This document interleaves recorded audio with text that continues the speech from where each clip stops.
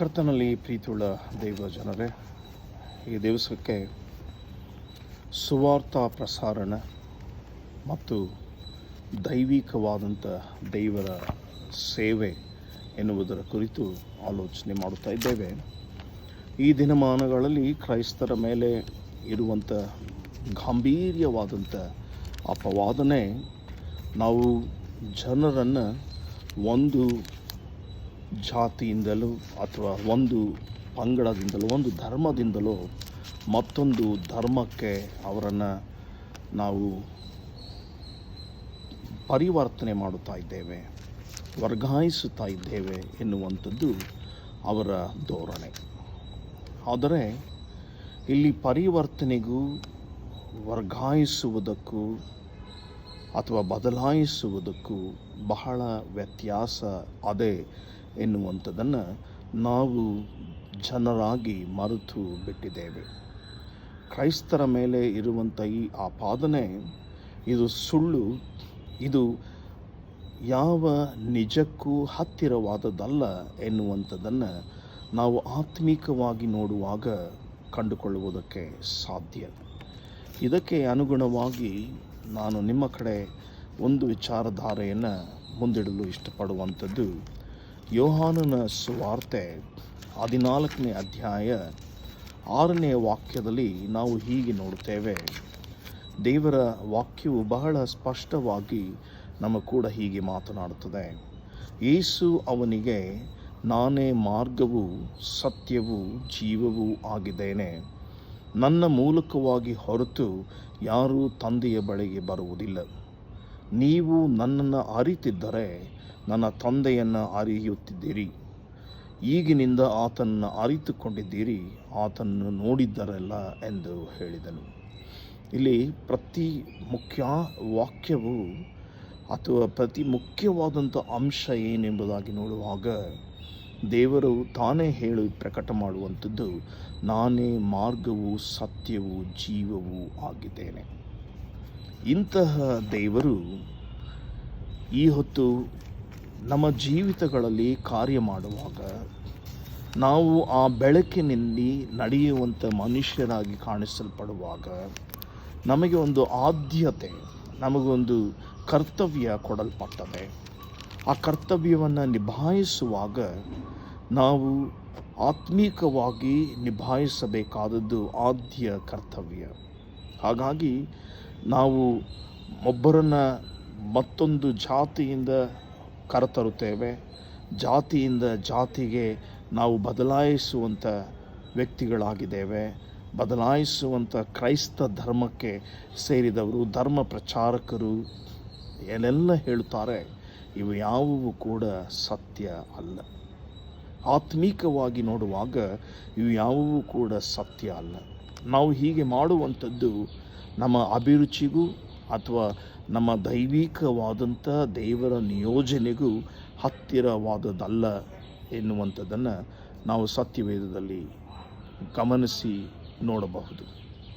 ಬಹುತೇಕ ಮತ್ತಾಯನ ಸುವಾರ್ತೆ 28ನೇ ಅಧ್ಯಾಯಕ್ಕೆ ನೀವು ಬರುವಾಗ ಅಲ್ಲಿ ಆತನು ಹೀಗೆ ತಿಳಿಸುತ್ತಾನೆ. ಅಲ್ಲಿ ದೇವರ ವಾಕ್ಯವು ಹೇಳ್ತದೆ 18ನೇ ವಾಕ್ಯದಲ್ಲಿ, ಆಗ ಯೇಸು ಹತ್ತಿರಕ್ಕೆ ಬಂದು, ಪರಲೋಕದಲ್ಲಿಯೂ ಭೂಲೋಕದಲ್ಲಿಯೂ ಎಲ್ಲ ಅಧಿಕಾರವು ನನಗೆ ಕೊಡಲ್ಪಟ್ಟಿದೆ. ಆದುದರಿಂದ ನೀವು ಹೊರಟು ಹೋಗಿ ಎಲ್ಲ ದೇಶಗಳ ಜನರನ್ನು ಶಿಷ್ಯರನ್ನಾಗಿ ಮಾಡಿರಿ. ಅವರಿಗೆ ತಂದೆಯ, ಮಗನ, ಪವಿತ್ರಾತ್ಮನ ಹೆಸರಿನಲ್ಲಿ ದೀಕ್ಷಾಸ್ನಾನ ಮಾಡಿಸಿ, ನಾನು ನಿಮಗೆ ಆಜ್ಞಾಪಿಸಿದ್ದನ್ನೆಲ್ಲ ಕಾಪಾಡಿಕೊಳ್ಳುವುದಕ್ಕೆ ಅವರಿಗೆ ಉಪದೇಶ ಮಾಡಿರಿ. ನೋಡಿರಿ, ನಾನು ಯುಗದ ಸಮಾಪ್ತಿಯವರೆಗೂ ಎಲ್ಲ ದಿವಸ ನಿಮ್ಮ ಸಂಗಡ ಇರುತ್ತೇನೆ ಎಂದು ಹೇಳಿದನು. ಪ್ರೀತಿಯುಳ್ಳ ದೇವ ಜನರೇ, ಕ್ರೈಸ್ತರ ಮೇಲಿರುವಂಥ ಅಪಾದನೆ ಈ ದಿವಸದಲ್ಲಿ ನಾವು ಧರ್ಮ ಪ್ರಚಾರ ಮಾಡುತ್ತೇವೆ, ಒಂದು ಧರ್ಮದಿಂದ ಮತ್ತೊಂದು ಧರ್ಮಕ್ಕೆ ಮತಾಂತರಗೊಳಿಸುತ್ತಾ ಇದ್ದೇವೆ, ಮತಾಂತರಗೊಳಿಸುವಂಥ ಮತಾಂತ್ರಿಗಳು ನಾವು ಎಂಬುದಾಗಿ ಅನೇಕ ಅಪಾದನೆಗಳಿಂದ ಅನೇಕ ಮಿಷನರಿಗಳನ್ನು, ದೇವರ ಸೇವಕರುಗಳನ್ನು, ಸುವಾರ್ಥ ನಿಯೋಜಕರುಗಳನ್ನು ಕೊಂದು ಹಾಕಿ ಹಿಂಸೆ ಕೊಟ್ಟು ಅವರ ಕುಟುಂಬಗಳನ್ನು ಛಿದ್ರ ಮಾಡಿ ಅವರನ್ನು ಸಜೀವ ಯಜ್ಞವಾಗಿ ದೈಹಿಕವಾಗಿ ಸುಟ್ಟು ಬಿಟ್ಟಂಥ ಅನೇಕ ದೃಷ್ಟಾಂತಗಳನ್ನು ನಾವು ಮಾಧ್ಯಮಗಳ ಮೂಲಕ ಕೇಳಿಸಿಕೊಂಡಿದ್ದೇವೆ. ಆದರೆ ಇವೆಲ್ಲವೂ ಕೂಡ ಅವರು ತಮ್ಮ ಜೀವಿತದಲ್ಲಿ ಮಾಡಿರುವಂಥ ಸಾಕ್ಷಿಯುತ ಕಾರ್ಯ. ಯಾವ ಸೇವಕನು ತನ್ನ ಪ್ರಾಣವನ್ನು ಈ ರೀತಿಯಲ್ಲಿ ಕಳೆದುಕೊಂಡಿದ್ದಾನೋ ಅವನು ದೇವರ ನಿಯೋಜನೆಗೆ ತನ್ನನ್ನು ಒಪ್ಪಿಸಿಕೊಟ್ಟ ನಂತರ ದೇವರ ನಿಯೋಜನೆಯನ್ನು ಪರಿಪಾಲಿಸುವುದಕ್ಕೆ ಆತನು ನಡೆಸಿಕೊಂಡ ಪ್ರಕಾರ ಆತನಿಗೆ ಅಂತಹ ಶಿಕ್ಷೆಯನ್ನು ಇಹಲೋಕದ ಜನರು ಕೊಟ್ಟಿರುವಂಥದ್ದು ಪರಲೋಕದಲ್ಲಿ ಆತನು ಗಣನೆಗೆ ತೆಗೆದುಕೊಳ್ಳುವಂಥ ಒಬ್ಬ ಮಗನಾಗಿ ಮಗಳಾಗಿ ಇರಲಿಕ್ಕೆ ಸಾಧ್ಯ. ಇಂತಹ ನಿಟ್ಟಿನಲ್ಲಿ ಪ್ರಿಯರೇ, ಈ ದಿನಮಾನಗಳಲ್ಲಿ ಇರುವಂಥ ಈ ಅಪಪ್ರಚಾರ, ಮತಾಂತರ ಮಾಡುವಂಥವರು ಎಂಬುದಾಗಿ ಹೇಳುವಂಥ ಈ ಪ್ರಪಂಚದ ದೃಷ್ಟಿಯಲ್ಲಿ ನಾವು ನಮ್ಮ ಬಾಳ್ವೆಯ ಮೂಲಕ, ನಮ್ಮ ನಡೆ, ನುಡಿ, ಕ್ರಿಯೆ, ಕಾರ್ಯಗಳ ಮೂಲಕ, ನಾವು ಮಾತನಾಡುವಂಥ ರೀತಿ, ನಾವು ಮಾತನಾಡುವಂಥ ವಾಕ್ಯಗಳ ಮೂಲಕ ನಾವು ಹಾಗಲ್ಲ, ನಾವು ಮತಾಂತರ ಮಾಡುವಂಥವರಲ್ಲ. ಬದಲಾಗಿ ಜನರಲ್ಲಿ ತಮ್ಮ ಪಾಪದ ಅರಿವನ್ನು ಹುಟ್ಟಿಸಿ ಅವರ ಪಾಪಗಳಿಗೆ ಪರಿವರ್ತನೆಯನ್ನು ಹೊಂದಿಕೊಳ್ಳಿರಿ ಎಂಬುದಾಗಿ ಬೋಧಿಸುವಂಥ ಕ್ರಿಸ್ತನ ಅನುಯಾಯಿಗಳು ಎಂಬುದಾಗಿ ಹೇಳಿಕೊಳ್ಳುವುದಾದರೆ ಅದು ಶ್ರೇಷ್ಠವಾದಂಥ ಕೆಲಸ, ಶ್ರೇಷ್ಠವಾದಂಥ ನಿಯೋಗ, ಶ್ರೇಷ್ಠವಾದಂಥ ಬದುಕು. ಇದಕ್ಕಿಂತ ಮಿಗಿಲಾದ ಬದುಕಿಲ್ಲ ಎನ್ನುವಂಥದ್ದನ್ನು ನಾವು ಅರ್ಥೈಸಿಕೊಳ್ಳಬೇಕು. ಹಾಗಾಗಿ ದೇವರ ವಾಕ್ಯವು ಹೇಳ್ತದೆ, ಆಗ ಯೇಸು ಅವರ ಹತ್ತಿರಕ್ಕೆ ಬಂದು, ಪರಲೋಕದಲ್ಲಿಯೂ ಭೂಲೋಕದಲ್ಲಿಯೂ ನನಗೆ ಎಲ್ಲ ಅಧಿಕಾರವು ಕೊಡಲ್ಪಟ್ಟಿದೆ. ಆದುದರಿಂದ ನೀವು ಹೊರಟು ಹೋಗಿ ಎಲ್ಲ ದೇಶಗಳ ಜನರನ್ನು ಶಿಷ್ಯರನ್ನಾಗಿ ಮಾಡಿರಿ. ಅವರಿಗೆ ತಂದೆಯ, ಮಗನ, ಪವಿತ್ರಾತ್ಮನ ಹೆಸರಿನಲ್ಲಿ ದೀಕ್ಷಾಸ್ನಾನ ಮಾಡಿಸಿರಿ. ನಾನು ನಿಮಗೆ ಆಜ್ಞಾಪಿಸಿದ್ದನ್ನೆಲ್ಲ ಕಾಪಾಡಿಕೊಳ್ಳುವುದಕ್ಕೆ ಅವರಿಗೆ ಉಪದೇಶ ಮಾಡಿರಿ. ನೋಡಿರಿ, ನಾನು ಯುಗದ ಸಮಾಪ್ತಿಯವರೆಗೆ ಎಲ್ಲ ದಿವಸ ನಿಮ್ಮ ಸಂಗಡ ಇರುತ್ತೇನೆ.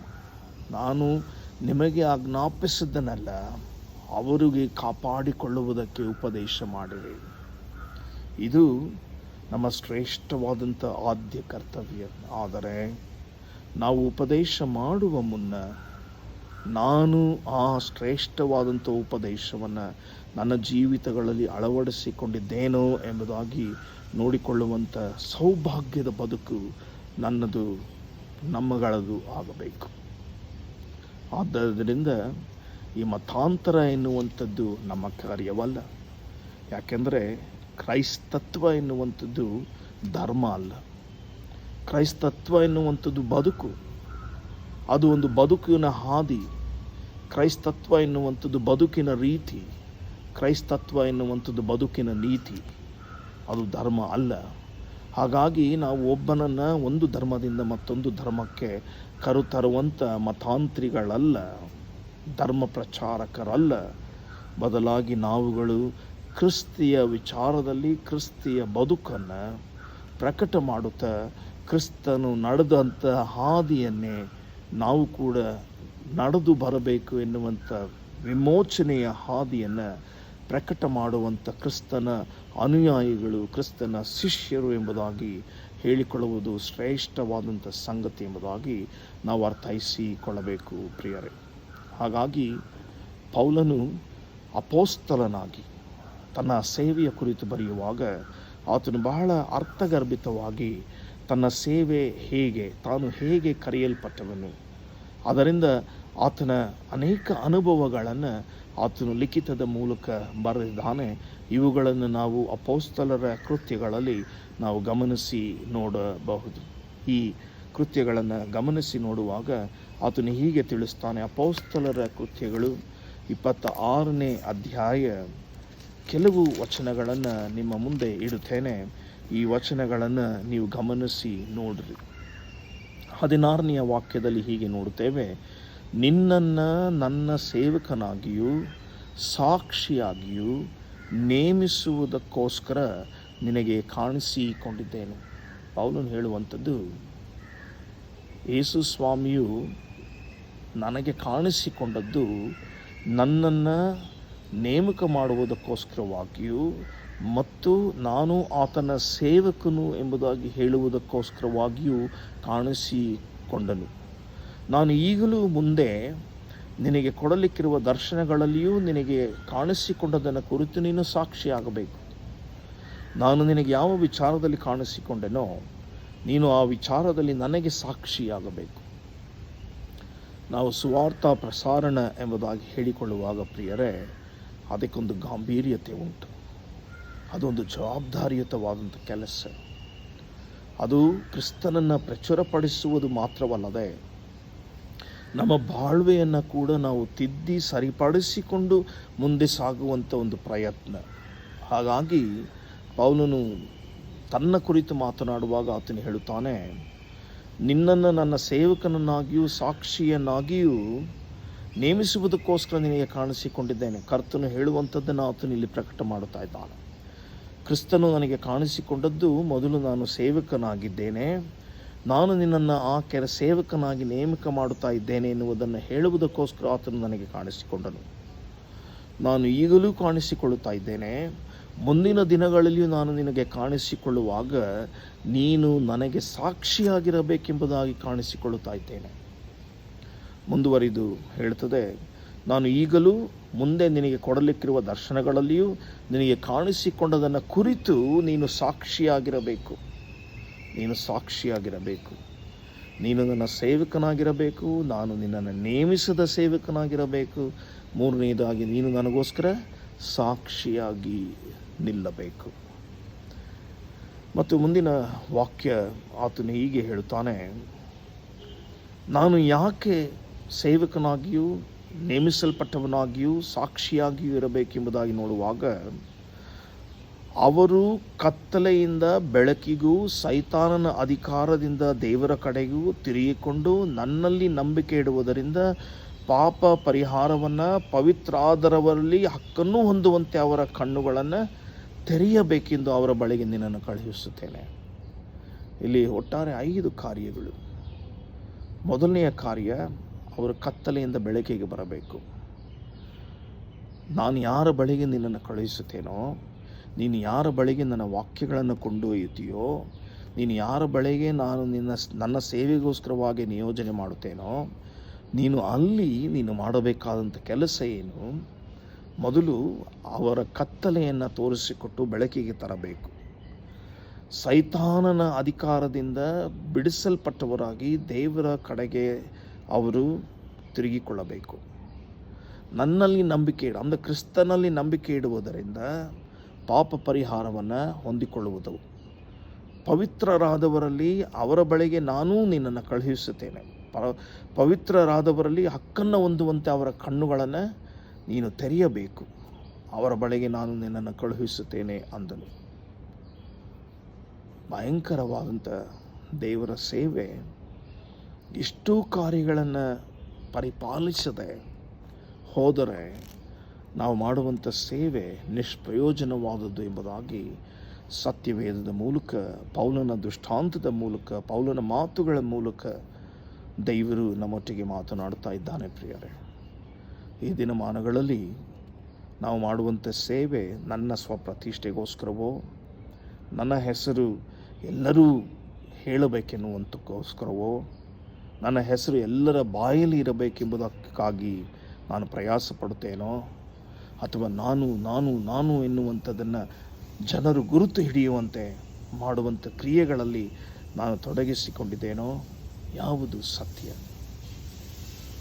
ಯಾವುದು ನನ್ನಲ್ಲಿ ಇರುವಂಥ ಕೊರತೆ? ಯಾವುದು ನನ್ನಲ್ಲಿರುವಂಥ ನ್ಯೂನ್ಯತೆ? ದೇವರ ವಾಕ್ಯ ಹೇಳ್ತದೆ, ನಾನು ನಿನ್ನನ್ನು ಯಾವ ಜನರ ಬಳಿಗೆ ಕಳುಹಿಸಿಕೊಡುತ್ತೇನೋ ಆ ಜನರಲ್ಲಿರುವಂಥ ಕತ್ತಲೆಯನ್ನು ಹೋಗಲಾಡಿಸಿ ಬೆಳಕಿಗೂ, ಎರಡನೆಯ ಸಂಗತಿಯನ್ನು ಸೈತಾನನ ಅಧಿಕಾರದಿಂದ ದೇವರ ಕಡೆಗೆ ತಿರುಗಿಕೊಂಡು ದೇವರಲ್ಲಿ ನಂಬಿಕೆ ಇಡುವುದರಿಂದ ಪಾಪ ಪರಿಹಾರವನ್ನು ಹೊಂದಿಕೊಂಡವರಾಗಿ ಪವಿತ್ರರಾದವರಲ್ಲಿ ಹಕ್ಕು ಹೊಂದುವಂತೆ ಅವರ ಕಣ್ಣುಗಳನ್ನು ತೆರೆಯಬೇಕೆಂದು ಅವರ ಬಳಿಗೆ ನಾನು ನಿನ್ನನ್ನು ಕಳುಹಿಸುತ್ತೇನೆ. ಇಷ್ಟೆಲ್ಲ ಕಾರ್ಯಗಳು ನಡೆಯದ ಹೊರತು ಕ್ರೈಸ್ತತ್ವದಲ್ಲಿ ನಾವು ಮಾಡುವಂಥ ಸೇವೆ ಹುರುಳಿಲ್ಲದ್ದು, ಯಾವ ಪ್ರಯೋಜನಕ್ಕೂ ಬಾರದೆ ಹೋಗುವಂಥದ್ದು ಎನ್ನುವಂಥದ್ದನ್ನು ನಾನು ಅರ್ಥೈಸಿಕೊಳ್ಳಬೇಕು ಪ್ರಿಯರೇ. ಮತ್ತು ಮುಂದಿನ ವಾಕ್ಯದಲ್ಲಿ ನಾವು ಹೀಗೆ ನೋಡ್ತೇವೆ, ಆದ ಕಾರಣ ಅಗ್ರಿಪರಾಜನೇ, ಪರಲೋಕದಿಂದ ನನಗೆ ಉಂಟಾದ ಆ ದರ್ಶನಕ್ಕೆ ನಾನು ಅವಿಧೇಯನಾಗದೆ, ನಾನು ಪಡೆಯುವಂಥ ಎಲ್ಲ ಕೃತ್ಯಗಳಲ್ಲಿ ಅವಿಧೇಯನಾಗದೆ. ಮುಂದುವರಿದು 20ನೇ ವಾಕ್ಯದ ಮಧ್ಯಭಾಗ, ಮತ್ತು ಅನ್ಯ ಜನರಿಗೆ ಸಹ ನೀವು ದೇವರ ಕಡೆಗೆ ತಿರುಗಿಕೊಳ್ಳಬೇಕೆಂತಲೂ ಮಾನಸಾಂತರಕ್ಕೆ ಯೋಗ್ಯವಾದ ಕೃತ್ಯಗಳನ್ನು ಮಾಡಬೇಕೆಂತಲೂ ಸಾರಿದೆನು. ಕ್ರೈಸ್ತತ್ವದ ಬುನಾದಿ ಮಾನಸಾಂತರ. ಅದನ್ನು ಸಾರಲ್ಪಡಬೇಕು. ಅದನ್ನು ಸಾರಿ ಜನರಿಗೆ ತಿಳಿಸಿಕೊಡಬೇಕಾದದ್ದು ಪ್ರತಿಯೊಬ್ಬ ಕ್ರಿಸ್ತನ ವಿಶ್ವಾಸಿಯ ಬದುಕಿನಲ್ಲಿ ಬೇಕಾದಂಥ ಅತ್ಯಂತ ಉತ್ತಮವಾದಂಥ ಅಂಶದ ಜೀವಿತ. ಹೌದು ಪ್ರಿಯರೇ, ಮಾನಸಾಂತರ ಬೇಕು ಎನ್ನುವಂಥದ್ದು ಬಹಳ ಬಹಳ ಅವಶ್ಯಕ. ಆದುದರಿಂದ ದೇವರು ನಮ್ಮ ಜೀವಿತಗಳಲ್ಲಿ ಮಾಡುವಂಥ ಎಲ್ಲ ಕ್ರಿಯೆಗಳನ್ನು ನಾವು ನೋಡುವಂಥವರಾಗಿ, ಏನನ್ನು ನಾವು ಪ್ರಕಟ ಮಾಡಬೇಕು, ಯಾವುದನ್ನು ನಾವು ಪರಿಪಾಲಿಸಬೇಕು ಎನ್ನುವಂಥದ್ದನ್ನು ನೋಡುವುದಕ್ಕೆ ದೇವರು ತಾನೇ ನಮ್ಮನ್ನು ಈ ನಿಯೋಜನೆಗೆ ಸೇರಿಸಿದ್ದಾನೆ. ಆ ಸಂಗತಿಗಳೇನು? ದೇವರ ವಾಕ್ಯ ಹೇಳ್ತದೆ, ಆದರೆ ನಾನು ದೇವರಿಂದ ಸಹಾಯವನ್ನು ಪಡೆದು ಈ ದಿನದವರೆಗೂ ಸುರಕ್ಷಿತವಾಗಿದ್ದು ಚಿಕ್ಕವರಿಗೂ ದೊಡ್ಡವರಿಗೂ ಸಾಕ್ಷಿ ಹೇಳುವವನಾಗಿದ್ದೇನೆ. ಪ್ರವಾದಿಗಳು ಮೋಶೆಯು ಮುಂದೆ ಆಗುವುದೆಂದು ತಿಳಿಸಿದ ಸಂಗತಿಗಳನ್ನೇ ಹೊರತು ಇನ್ನೇನೂ ಹೇಳುವವನಲ್ಲ. ಹೊಸದಾಗಿ ಹೇಳುವುದಕ್ಕೆ ನನ್ನಲ್ಲಿ ಏನೂ ಇಲ್ಲ. ಹೇಳುವಂಥದ್ದೆಲ್ಲವೂ ಕೂಡ ಹಿಂದೆ ಪ್ರವಾದಿಗಳ ಮೂಲಕ, ಮೋಶೆಯ ಮೂಲಕ ಹೇಳಿದ ವಾಕ್ಯಗಳನ್ನೇ ನಾನು ಹೇಳಬೇಕಾದದ್ದು ಅವಶ್ಯಕ.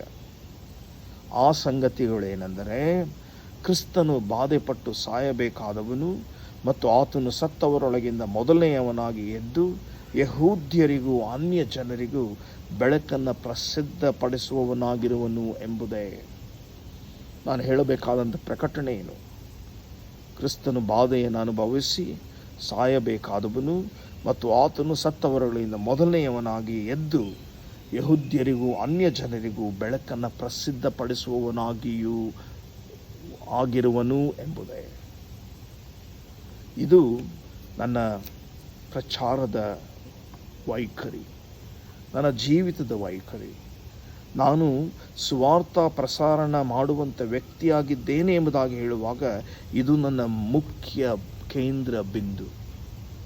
ಕ್ರಿಸ್ತನು ಬಾಧೆಯನ್ನು ಅನುಭವಿಸಿ ನನ್ನ ಪಾಪಗಳಿಗೋಸ್ಕರ ಸಾಯಬೇಕಾದವನು ಮತ್ತು ಆತನು ಸತ್ತವರೊಳಗಿಂದ ಮೊದಲನೆಯವನಾಗಿ ಎದ್ದು ಬಂದು ಯಹೂದ್ಯರಿಗೂ ಜನರಿಗೂ ಬೆಳಕನ್ನು ಪ್ರಸಿದ್ಧ ಮಾಡುವವನಾಗಿಯೂ ಇರುವನು ಎನ್ನುವಂಥದ್ದು ಶ್ರೇಷ್ಠವಾದಂಥ ದೇವರ ವಾಕ್ಯದ ಬೆಳಕು.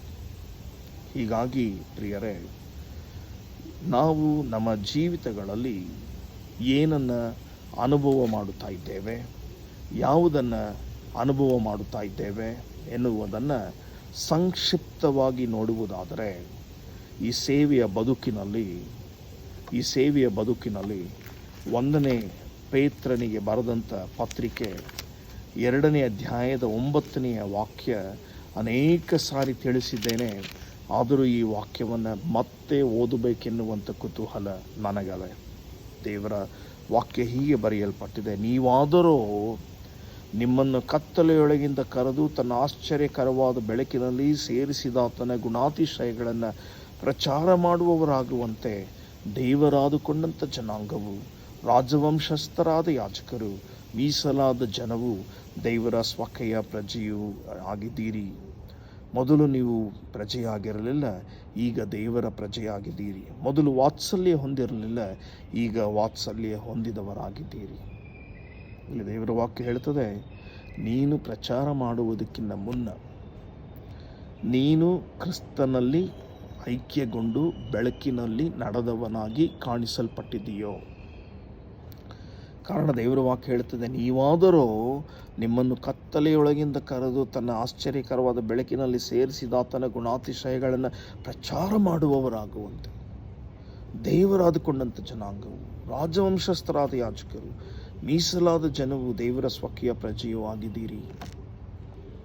ಆ ನಿಟ್ಟಿನಲ್ಲಿ ನಮ್ಮ ಬದುಕು ಈ ಹೊತ್ತು ಇದೆಯೋ, ಅಥವಾ ನನ್ನ ಸ್ವಪ್ರತಿಷ್ಠೆಗೆ, ನನ್ನ ಹೆಸರು ಬೆಳಕಿಗೆ ಬರುವುದಕ್ಕೋಸ್ಕರ, ನನ್ನ ಹೆಸರನ್ನು ಎಲ್ಲರೂ ಹೇಳಿಕೊಳ್ಳುವುದಕ್ಕೋಸ್ಕರ, ನನ್ನ ಹೆಸರನ್ನು ಹೇಳಿ ಅನೇಕ ಜನರು ಹುರಿದುಂಬಿಸುವುದಕ್ಕೋಸ್ಕರ, ನನ್ನ ಹೆಸರು ಪ್ರಚಾರಗೊಳಿಸುವುದಕ್ಕೋಸ್ಕರ, ನಾನು ನಾನು ನಾನು ಎನ್ನುವಂಥದ್ದನ್ನು ಪ್ರತಿಬಿಂಬಿಸುತ್ತಾ ದೇವರ ಹೆಸರಿನಲ್ಲಿ ನನ್ನನ್ನೇ ಹೆಚ್ಚಾಗಿ ನೋಡುವಂತೆ ಮಾಡುವಂಥ ಮಗನಾಗಿ ನಾನು ಇವತ್ತು ದೇವರ ಸನ್ನಿಧಾನದಲ್ಲಿ ಕಾಣಿಸಿಕೊಳ್ಳುತ್ತಾ ಇದ್ದೇನೋ. ಎಚ್ಚರ ವಹಿಸೋಣ ಪ್ರಿಯರೇ. ಕಾರಣ ದೇವರ ವಾಕ್ಯ ಆ ನಿಟ್ಟಿನಲ್ಲಿ ನಮ್ಮನ್ನು ಉಪಯೋಗ ಮಾಡಿಕೊಳ್ಳುತ್ತಾ ಇಲ್ಲ. ದೇವರ ವಾಕ್ಯಗಳು ಆ ನಿಟ್ಟಿನಲ್ಲಿ ನಮ್ಮನ್ನು ಪ್ರಬೋಧಿಸುತ್ತಾ ಇಲ್ಲ. ದೇವರ ವಾಕ್ಯಗಳು ನಮ್ಮನ್ನು ಪ್ರಬೋಧಿಸುತ್ತಾ ಇರುವಂಥದ್ದು ಬಹಳ ಗಾಂಭೀರ್ಯವಾದಂಥ ವಿಚಾರದಲ್ಲಿ. ಕಾರಣ ರೋಮಾಪುರದವರಿಗೆ ಬರೆದಂಥ ಪತ್ರಿಕೆಯಲ್ಲಿ ನೀವು 3ನೇ ಅಧ್ಯಾಯದಲ್ಲಿ ನೀವು ನೋಡುವುದಾದರೆ ಅರ್ಥಗರ್ಭಿತವಾಗಿ ದೇವರ ವಾಕ್ಯವು ನಮ್ಮನ್ನು ಹೀಗೆ ಪ್ರತಿಬಿಂಬಿಸುತ್ತದೆ. ಹಾಗಾದರೆ ಏನು ಹೇಳಬೇಕು? 9ನೇ ವಾಕ್ಯ 3ನೇ ಅಧ್ಯಾಯದ ರೋಮಾಪುರದವರಿಗೆ ಬರೆದಂಥ ಪತ್ರಿಕೆಯಲ್ಲಿ, ನಾವು ಅನ್ಯರಿಗಿಂತ ಉತ್ತಮ ಸ್ಥಾನದಲ್ಲಿದ್ದೇವೋ? ಎಷ್ಟು ಮಾತ್ರಕ್ಕೂ ಇಲ್ಲ. ಯೆಹೂದ್ಯರೇ ಆಗಲಿ ಗ್ರೀಕರೇ ಆಗಲಿ ಎಲ್ಲರೂ ಪಾಪಕ್ಕೆ ಒಳಬಿದ್ದವರೆಂದೇ ಮೊದಲೇ ತೋರಿಸಿಕೊಟ್ಟಿದ್ದೇವಲ್ಲ. ಇದು ಶಾಸ್ತ್ರದಲ್ಲಿ ಬರೆದಿರುವ ಮಾತುಗಳಿಗೆ ಸರಿಯಾಗಿವೆ. ಅವು ಯಾವುವೆಂದರೆ, ನೀತಿವಂತನೂ ಇಲ್ಲ, ಒಬ್ಬನಾದರೂ ಇಲ್ಲ. ನೀತಿವಂತನೂ ಇಲ್ಲ, ಒಬ್ಬನಾದರೂ ಇಲ್ಲ. ನಾನು ಎಂತಹ ದೈವ ಸೇವಕನಾಗಿ ಜೀವಿಸುತ್ತಾ ಇದ್ದರೂ ದೇವರ ವಾಕ್ಯ ಈ ಹೊತ್ತು ನನ್ನನ್ನು ಎಚ್ಚರಿಸ್ತದೆ. ನೀತಿವಂತನು ಒಬ್ಬನೂ ಇಲ್ಲ, ಒಬ್ಬನಾದರೂ ಇಲ್ಲ. ಆ ಪರಿಸ್ಥಿತಿಯಲ್ಲಿ ಈ ಹೊತ್ತು ನಾನು ಮತಾಂತರಗೊಳಿಸುತ್ತಾ ಇದ್ದೇನೆ ಎಂಬುದಾಗಿ ಜನರು ಆಪಾದನೆ ಮಾಡುವಾಗ ನನ್ನ ನಡೆ, ನನ್ನ ನುಡಿ, ನನ್ನ ಕ್ರಿಯೆ, ನನ್ನ ಕಾರ್ಯ, ನನ್ನ ಮಾತು, ನನ್ನ ಉಚ್ಚಾರಣೆ, ನನ್ನ ದೇವರ ವಾಕ್ಯಗಳ ಪ್ರಭಾವದ ನಿರೀಕ್ಷೆಯಲ್ಲಿ ನಾನು ಜನರಿಗೆ ತಿಳಿಸಿಕೊಡಬೇಕಾದದ್ದು, ಕ್ರೈಸ್ತರು ಎನ್ನುವಂಥದ್ದು ಧರ್ಮ ಅಲ್ಲ, ಕ್ರಿಸ್ತನು ಎನ್ನುವಂಥದ್ದು ಧರ್ಮ ಅಲ್ಲ, ಧರ್ಮದ ದೇವರು ಅಲ್ಲ. ಆತನು ವಾಕ್ಯಗಳ ಜೀವಿಸುವ ದೇವರು. ಪಾಪಿಗಳಿಗೆ ಮರಣದ ಹಾದಿಯನ್ನು ತಪ್ಪಿಸಿ ಬದುಕಿನ ಹಾದಿಯನ್ನು ತೋರಿಸಿಕೊಟ್ಟು ಆ ಮಾರ್ಗದಲ್ಲಿ ನಡೆಯುವಂತೆ ಪ್ರಬೋಧನೆ ಮಾಡಿ ಆ ಬೆಳಕನ್ನು ಅನೇಕ ಜನರಿಗೆ ತಿಳಿಸಿಕೊಡುವಂತೆ ನಿಯೋಜಿಸಿ ಅವರನ್ನು ನೇಮಕ ಮಾಡಿ ಸೇವಕರನ್ನಾಗಿ ಅಂಗೀಕರಿಸಿಕೊಂಡು ನಿತ್ಯ ಜೀವದ ವಾಗ್ದಾನಕ್ಕೆ ಎಲ್ಲರೂ ಸೇರಿಸಲ್ಪಡಬೇಕೆನ್ನುವಂಥ ನಿಯೋಜನೆಗೆ ಅಸ್ತ್ರ ಕೊಟ್ಟ ಸ್ವಾಮಿ ನನ್ನ ಸ್ವಾಮಿ ಎಂಬುದಾಗಿ ಈ ದಿನದಲ್ಲಿ ನಾನು ಸಾಕ್ಷಿ ಕೊಡಬೇಕು. ಹಾಗಾಗಿ ಪ್ರಿಯರೇ, ಗಲಾತ್ಯದವರಿಗೆ ಬರೆದಂಥ ಪತ್ರಿಕೆಯಲ್ಲಿ 1ನೇ ಅಧ್ಯಾಯದ 11ನೇ ವಾಕ್ಯ ಮತ್ತು 12ನೇ ವಾಕ್ಯ ನೋಡೋಣ ಪ್ರಿಯರೇ. ಅಲ್ಲಿ ಹೀಗೆ ಬರೆಯಲ್ಪಟ್ಟಿದೆ, ಸಹೋದರರೇ, ನಾನು ಸಾರಿದ ಸುವಾರ್ತೆಯಂತೂ ಮನುಷ್ಯ ಕಲ್ಪನೆ ಅಲ್ಲವೆಂದು ನಿಮಗೆ ತಿಳಿಸುತ್ತೇನೆ. ಇದು ಮನುಷ್ಯ ಕಲ್ಪನೆ ಅಲ್ಲವೇ ಅಲ್ಲ. ಇದು ಮನುಷ್ಯರು ಬರೆದಂಥ ಕಲ್ಪನೆಯ ಮಾತುಗಳು ಅಲ್ಲ. ನಾನು ಅದನ್ನು ಮನುಷ್ಯನಿಂದ ಹೊಂದಲಿಲ್ಲ, ನನಗೆ ಯಾರೂ ಉಪದೇಶಿಸಲಿಲ್ಲ. ಯೇಸು ಕ್ರಿಸ್ತನೇ ಅದನ್ನು ನನಗೆ ಪ್ರಕಟಿಸಿದನು. ಯೇಸು ಕ್ರಿಸ್ತನು ಪ್ರಕಟಿಸದ ಹೊರತು ಅದು ನನಗೆ ಸಿಗುವುದಕ್ಕೆ ಸಾಧ್ಯ ಇಲ್ಲ. ಹಾಗಾಗಿ ಪ್ರಿಯರೇ, ಈ ಹೊತ್ತು ಅರ್ಥ ಮಾಡಿಕೊಳ್ಳುವಂಥ ದೈವಿಕ ವಿಚಾರ ಮನುಷ್ಯರು ತಿಳಿಸಿಕೊಟ್ಟಂಥ ಸುವಾರ್ತೆಯಲ್ಲ. ಇದು ಎಡ್ವಿನ್ ಎನ್ನುವಂಥ ಸಹೋದರ ನಿಮಗೆ ತಿಳಿಸಿಕೊಟ್ಟದಲ್ಲ. ಯಾರೂ ಕೂಡ ಹಾಗೆ ಅಂದುಕೊಳ್ಳಬೇಡಿರಿ. ಹಾಗೆ ಅಂದುಕೊಳ್ಳುವುದಕ್ಕೆ ಅಸಾಧ್ಯ. ದೇವರ ವಾಕ್ಯವು ಎಂದಿಗೂ ಕೂಡ ಸುಳ್ಳಾಡುವುದಿಲ್ಲ. ಆ ವಾಕ್ಯಗಳು ಹೀಗೆ ಹೇಳುತ್ತವೆ: ಸಹೋದರರೇ, ನಾನು ಸಾರಿದ ಸುವಾರ್ತೆಯು ಮನುಷ್ಯ ಕಲ್ಪನೆ ಅಲ್ಲವೆಂದು ನಿಮಗೆ ತಿಳಿಸುತ್ತೇನೆ, ಮತ್ತು ನಾನು ಅದನ್ನು ಮನುಷ್ಯರಿಂದ ಹೊಂದಲಿಲ್ಲ. ನನಗೆ ಯಾರೂ ಅದನ್ನು ಉಪದೇಶಿಸಲಿಲ್ಲ. ಯೇಸು ಕ್ರಿಸ್ತನೇ ನನಗೆ ಪ್ರಕಟಿಸಿದನು. ಈ ಹೊತ್ತು ನಾವು ಕೇಳಿಸಿಕೊಳ್ಳುವಂಥ ಎಲ್ಲ ದೇವರ ವಾಕ್ಯಗಳು, ಕೇಳಿಸಿಕೊಂಡಿರುವಂಥ ದೇವರ ವಾಕ್ಯಗಳು, ಇನ್ನು ಮುಂದೆ ಕೇಳಿಸಿಕೊಳ್ಳಲಿಕ್ಕಿರುವಂಥ ದೈವಿಕ ದೇವರ ವಾಕ್ಯಗಳು, ಇದು ಯಾವ ಮನುಷ್ಯನಾಗಲಿ, ಯಾವ ಮನುಷ್ಯ ಸಹೋದರನಾಗಲಿ, ಯಾವ ಮನುಷ್ಯ ಸಹೋದರಿಯಾಗಲಿ ಕೊಟ್ಟದ್ದಲ್ಲ. ಇದು ಮನುಷ್ಯನ ಕಲ್ಪನೆಗೆ ಮೀರಿದ್ದು. ಇದು ಕೊಟ್ಟದ್ದು ಯೇಸು ಕ್ರಿಸ್ತನೇ ಹೊರತು ಮತ್ತಾರೂ ಅಲ್ಲ. ಇದನ್ನು ಪ್ರಕಟ ಮಾಡಿದನು ನನ್ನ ಯೇಸು ಸ್ವಾಮಿಯು ಎಂಬುದಾಗಿ ದೇವರ ವಾಕ್ಯವು ತಿಳಿಸ್ತದೆ. ನಾನು ಹಿಂದೆ ಏನಾಗಿದ್ದೆ, ಈ ಹೊತ್ತು ಏನಾಗಿದ್ದೇನೆ, ಬದಲಾವಣೆ ಯಾವುದು ನನಗೆ ಬೇಕು ಎಂಬುದಾಗಿ ನೋಡುವಾಗ ಈ ವಾಕ್ಯಗಳನ್ನು ಗಮನಿಸಿ ನೋಡ್ರಿ. ಇದಲ್ಲದೆ ನಾನು ನನ್ನ ಪಿತೃಗಳಿಂದ ಬಂದ ಸಂಪ್ರದಾಯಗಳಲ್ಲಿ ಬಹು ಅಭಿಮಾನವುಳ್ಳವನಾಗಿ ನನ್ನ ಜನರೊಳಗೆ ಸಮಪ್ರಾಯದವರಾದಂಥ ಅನೇಕರಿಗಿಂತ ಯಹೂದ್ಯ ಮತಾಚಾರದಲ್ಲಿ ಆಸಕ್ತನಾಗಿದ್ದವನು. ಪೌಲ ಹೇಳ್ತಾ ಇದ್ದಾನೆ, ನಾನು ಹಿಂದೆ ಏನಾಗಿದ್ದೆ, ಸಭೆಗಳನ್ನು ಒಡೆದು ಸಭೆಗಳನ್ನು ಹಿಂಸಿಸುವಂಥವನಾಗಿದ್ದೆ, ಯಹೂದ್ಯ ಮತ ಪ್ರಚಾರಕನಾಗಿದ್ದೆ, ಮತ್ತು ಸಂಪ್ರದಾಯಗಳನ್ನು ಅಭಿಮಾನದಿಂದ ಸ್ವೀಕರಿಸಿ ಅವುಗಳನ್ನು ಪರಿಪಾಲಿಸುವಂಥ ವ್ಯಕ್ತಿಯಾಗಿ ಕಾಣಿಸುತ್ತಪಟ್ಟಿದ್ದೆ. ಆದರೆ ದೇವರು ನನ್ನನ್ನು ಹೇಗೆ ನಿಯೋಜಿಸಿದ್ದಾನೆ ನೋಡ್ರಿ.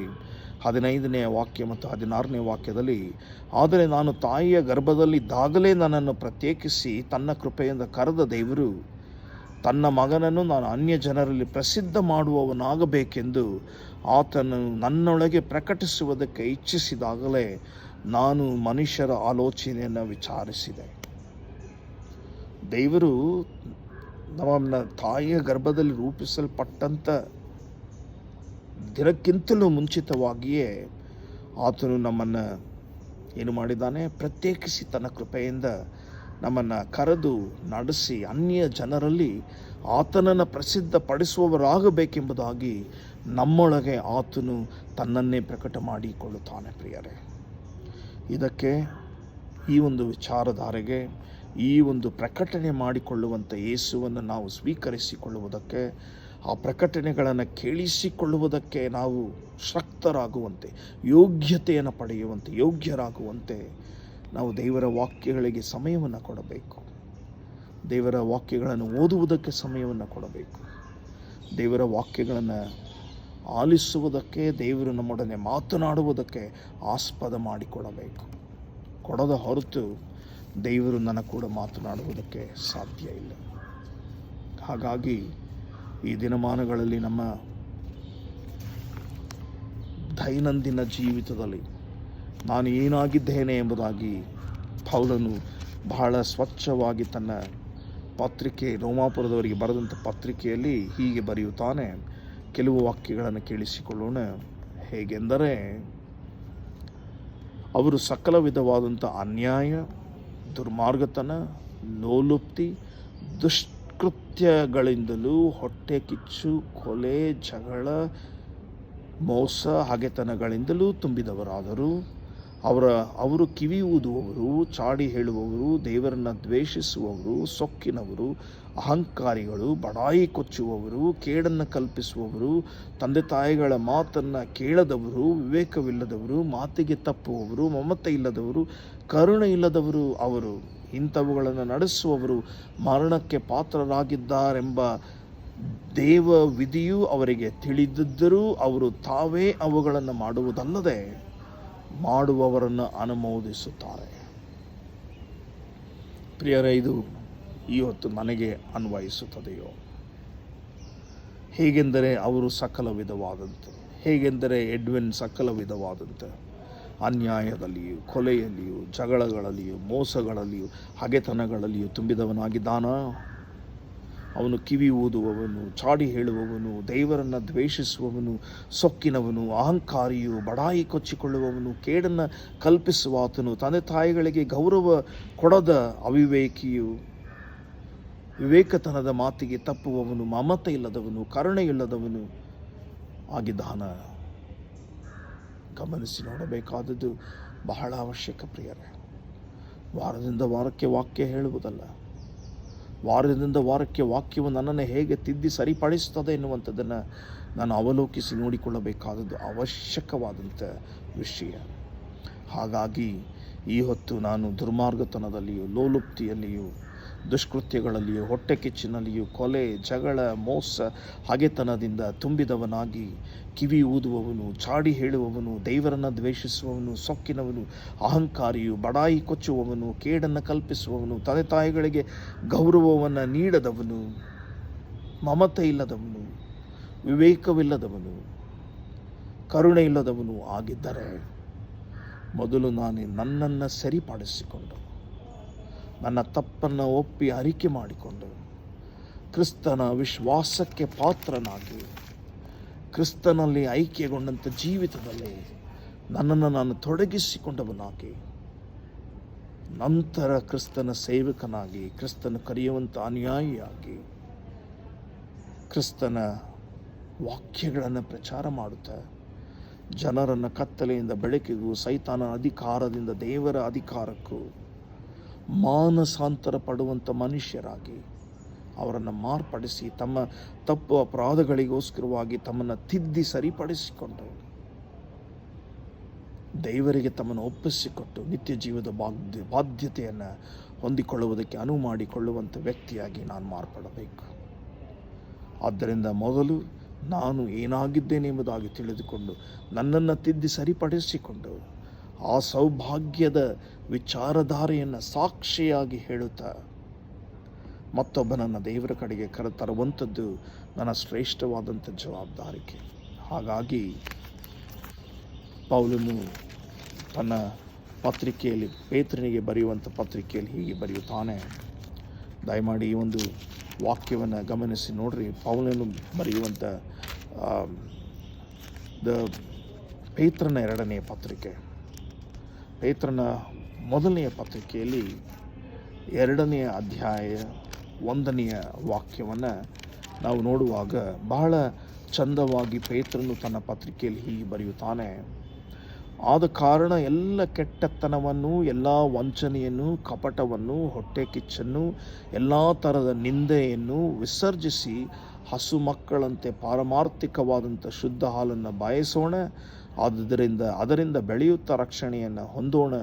ಕರ್ತನು ದಯಾಳು ಒಂದು ಅನುಭವದಿಂದ ತಿಳಿದುಕೊಳ್ಳೋಣ ಎಂಬುದಾಗಿ ದೇವರ ವಾಕ್ಯವು ಬರೆಯಲ್ಪಟ್ಟಿದೆ. ಪೇತ್ರನು ಬಹಳ ಚಂದವಾಗಿ ತನ್ನ ಪತ್ರದಲ್ಲಿ ಬರೆಯುತ್ತಾನೆ. ಆದ ಕಾರಣ ದೇವರು ನನ್ನ ಒಡೆಯನಾಗಿ ಇದ್ದಾನೆ, ನನ್ನ ರಕ್ಷಕನಾಗಿದ್ದಾನೆ, ನಾನು ಆತನಿಗೆ ಸೇವಕನಾಗಿಯೂ ಆತನ ಮಗನಾಗಿಯೂ ಕರೆಯಲ್ಪಟ್ಟಿದ್ದೇನಲ್ಲ. ಆದ ಕಾರಣ ಎಲ್ಲ ಕೆಟ್ಟತನವನ್ನು, ಎಲ್ಲ ವಂಚನೆಯನ್ನು, ಎಲ್ಲ ಕಪಟವನ್ನು, ಎಲ್ಲ ಹೊಟ್ಟೆ ಕಿಚ್ಚನ್ನು, ಎಲ್ಲ ಥರದ ನಿಂದನೆಯನ್ನು ವಿಸರ್ಜಿಸಿ ಹಸು ಮಕ್ಕಳಂತೆ ಪಾರಮಾರ್ಥಿಕವಾದಂಥ ಹಾಲನ್ನು ಬಾಯಿಸೋಣ. ದೇವರು ತಾನೇ ನಮ್ಮನ್ನು ಶುದ್ಧತೆಯಲ್ಲಿ ನಡೆಸಲಿ. ಆದ್ದರಿಂದ ಪ್ರಿಯರೇ, ನಾವು ಅಂದುಕೊಂಡುವಂಥ ಮತಾಂತರ ನಾವು ಮಾಡುವಂಥವರಲ್ಲ. ಮತಾಂತರಕ್ಕೂ ಕ್ರೈಸ್ತರಿಗೂ ಯಾವ ಸಂಬಂಧ ಇಲ್ಲ.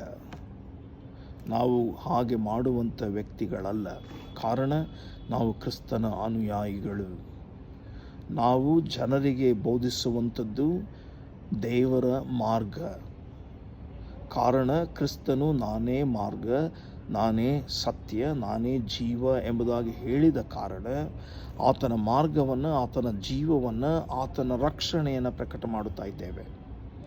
ಯಾಕೆ ಪ್ರಕಟ ಮಾಡುತ್ತಾ ಇದ್ದೇವೆ? ಕಾರಣ ಪ್ರಪಂಚದಲ್ಲಿರುವಂಥ ನಾವೆಲ್ಲರೂ ಪಾಪಿಗಳು. ವಾಕ್ಯ ಹೇಳ್ತದೆ, ನೀತಿವಂತನು ಒಬ್ಬನಾದರೂ ಇಲ್ಲ, ಒಬ್ಬನೂ ಇಲ್ಲ. ರೋಮ 3:9 ಮತ್ತು 10 ವಾಕ್ಯ.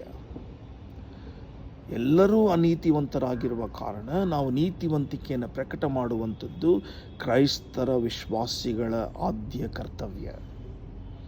ನಾನು ಈ ಹೊತ್ತು ಕ್ರಿಸ್ತನ ವಿಶ್ವಾಸಿಯಾಗಿ ನನ್ನ ಕರ್ತವ್ಯವನ್ನು ಪರಿಪಾಲಿಸುವುದಾದರೆ ನಾನು ಜನರನ್ನು ಕತ್ತಲೆಯಿಂದ ಬೆಳಕಿಗೂ, ಸೈತಾನನ ಅಧಿಕಾರದಿಂದ ದೇವರ ಅಧಿಕಾರಕ್ಕೂ ಮಾನಸಾಂತರ ಪಡುವಂಥ ವ್ಯಕ್ತಿಯಾಗಿ ತನ್ನ ಪಾಪಗಳಿಗೋಸ್ಕರ ಪಶ್ಚಾತ್ತಾಪಪಟ್ಟು ತನ್ನ ಪಾಪವನ್ನು ಒಪ್ಪಿಕೊಂಡು ಕ್ರಿಸ್ತನಿಗೆ ತನ್ನನ್ನು ಒಪ್ಪಿಸಿಕೊಟ್ಟು ತಂದೆ, ಮಗ, ಪರಿಶುದ್ಧಾತ್ಮನ ಹೆಸರಿನಲ್ಲಿ ದೀಕ್ಷಾ ಸ್ನಾನ ಮಾಡಿಸಿಕೊಂಡವನಾಗಿ ತನ್ನನ್ನು ಕ್ರಿಸ್ತನಿಗೆ ಒಪ್ಪಿಸಿಕೊಟ್ಟು ಸಹಭಾಗಿತ್ವದ ಬಾಳ್ವೆಯಲ್ಲಿ ಕ್ರಿಸ್ತನೊಂದಿಗೆ ತನ್ನ ಜೀವಿತವನ್ನು ನಡೆಸಬೇಕು.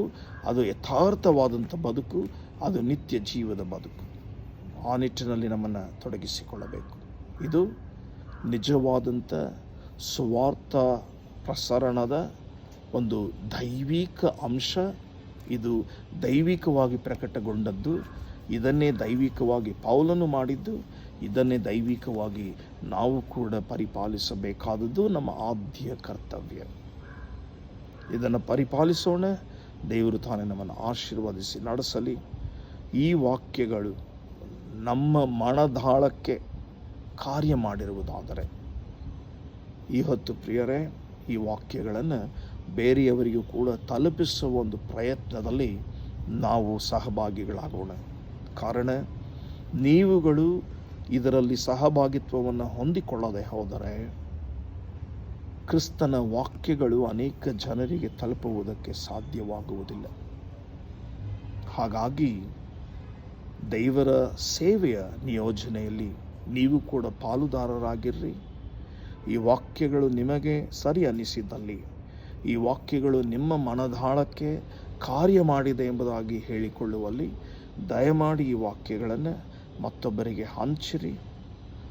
ಅವರು ಕೂಡ ಈ ಒಂದು ಮಾಧ್ಯಮಕ್ಕೆ ನೋಂದಾಯಿಸಿಕೊಳ್ಳುವುದಾದರೆ ಅವರಿಗೂ ಕೂಡ ಇನ್ನು ಮುಂದಿನ ವಾರಗಳಲ್ಲಿ ನೇರವಾಗಿ ಈ ವಾಕ್ಯಗಳು ನಿಮಗೆ ತಲುಪುತ್ತವೆ ಎಂಬುದಾಗಿಯೂ ಕೂಡ ತಿಳಿಸಿಕೊಡ್ರಿ. ಅವರ ಮೂಲಕ ಇನ್ನೂ 10 ಜನರು ಈ ವಾಕ್ಯಗಳನ್ನು ಕೇಳಿಸಿಕೊಳ್ಳುವಂತೆ ಆಗಲಿ ಎನ್ನುವಂಥದ್ದೇ ನನ್ನ ಪ್ರಾರ್ಥನೆ. ಕ್ರಿಸ್ತನು ತಾನೇ ನಮ್ಮನ್ನು ಆಶೀರ್ವದಿಸಿ ನಡೆಸಲಿ. ಪ್ರಾರ್ಥನೆ ಮಾಡೋಣ. ಪರಲೋಕದ ಸ್ವರ್ಗೀಯ ತಂದೆಯಾದ ದೇವರೇ, ಜೀವಿಸುವ ದೇವರು ನೀನಾಗಿದ್ದಿ, ಸ್ತೋತ್ರ ಸಲ್ಲಿಸ್ತೇವೆ. ನಿನ್ನ ನಿಜವಾದಂಥ ಪವಿತ್ರತೆಯ ಕರ್ತವ್ಯ, ಸುವಾರ್ಥ ಪ್ರಸಾರಣ ಮತ್ತು ದೈವಿಕ ಅಂಶಗಳ ಕುರಿತು ನೀನು ನಮ್ಮ ಕೂಡ ನಿನ್ನ ವಾಕ್ಯದೊಂದಿಗೆ ಮಾತನಾಡಿದಿ. ಈ ವಾಕ್ಯಗಳು 60ರಷ್ಟು 70ರಷ್ಟು 80ರಷ್ಟು ಫಲ ಕೊಡಲಿಕ್ಕಾಗುವಂತೆ ನೀನು ಆಶೀರ್ವದಿಸಿರುವುದಕ್ಕಾಗಿ ಸ್ತೋತ್ರ. ಇದು 100 ಜನರಿಗೂ 200 ಜನರಿಗೂ 1000 ಜನರಿಗೂ 1,00,000 ಜನರಿಗೂ ಕೇಳಿಸಿಕೊಳ್ಳುವ ಹಾಗೆ ಕೃಪೆ ಮಾಡುವಂಥ ದೇವರು ನೀನು ಸ್ವಾಮಿ. ನಿನ್ನ ಕಾರ್ಯವನ್ನು ನೀನು ವಾಕ್ಯದ ಮೂಲಕ ನೆರವೇರಿಸುತ್ತಾ ಬಂದದಕ್ಕಾಗಿ ಸ್ತೋತ್ರ ಸಲ್ಲಿಸ್ತೇವೆ. ಈ ವಾಕ್ಯಗಳನ್ನು ಕೇಳಿಸಿಕೊಂಡು ಪರಿವರ್ತನೆಯನ್ನು ಹೊಂದಿ ನಾನು ಕೂಡ ನಿನ್ನ ಸೇವೆ ಮಾಡುತ್ತೇನೆ ಎಂಬುದಾಗಿ ಪ್ರಾರ್ಥಿಸುವಂಥ ಪ್ರತಿಯೊಂದು ಆತ್ಮವನ್ನು ಕರುಣಿಸಿ ನಿನ್ನ ಸೇವೆಗೆ ಅವರನ್ನು ಪ್ರತಿಷ್ಠಿಸಿ ಬಲಪಡಿಸಿ ನಡೆಸು ಸ್ವಾಮಿ. ನಿನ್ನ ವಾಕ್ಯಕ್ಕಾಗಿ ಕಾದಿದ್ದೇವೆ. ಮಾತನಾಡಿದ ದೇವರು ನೀನಪ್ಪ. ಅನೇಕ ಜನರಿಗೆ ಈ ವಾಕ್ಯಗಳನ್ನು ತಲುಪಿಸುವ ಪ್ರಯತ್ನದಲ್ಲಿ ನಮ್ಮನ್ನು ಆಶೀರ್ವದಿಸಿ ಬಲಪಡಿಸಿ ನಡೆಸು. ಕಾಯಿಲೆ, ಕಷ್ಟ, ನೋವು, ಸಂಕಟ, ದುಃಖ, ಕಣ್ಣೀರು, ಹೇಳಿಕೊಳ್ಳಲಾರದ ಸಮಸ್ಯೆಗಳು ಯಾವುದೇ ಇದ್ದರೂ ನಿನ್ನ ಹೆಸರಿನಲ್ಲಿ ಕ್ಷಣ ಮಾತ್ರದಲ್ಲಿ ಅವುಗಳು ಮಾಯವಾಗಿ ಹೋಗುವುದರಲ್ಲಿ ಸಂದೇಹ ಇಲ್ಲಪ್ಪ. ನನಗೆ ನಂಬಿಕೆ ಇದೆ ಸ್ವಾಮಿ. ಎಲ್ಲವನ್ನು ನೀಗಿಸಿರುವಂಥ ದೇವರು ನೀನಾಗಿದ್ದಿ. ಸ್ತೋತ್ರ ಸಲ್ಲಿಸ್ತೇನೆ. ಕೋಟ್ಯಾನುಕೋಟಿ ಸ್ತೋತ್ರಪ್ಪ.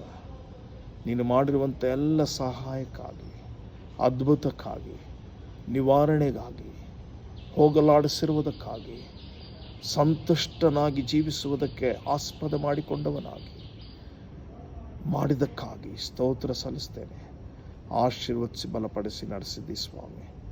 ಕ್ರಿಸ್ತನ ನಾಮದಲ್ಲಿ ಬೇಡಿ ಹೊಂದಿಕೊಂಡಿದ್ದೇನೆ. ಆಮೆನ್. ಕ್ರಿಸ್ತನ ನಾಮದಲ್ಲಿ ಸ್ತೋತ್ರ ವಂದಿಸ್ತೇನೆ ಪ್ರಿಯರೇ. ಆಮೆನ್.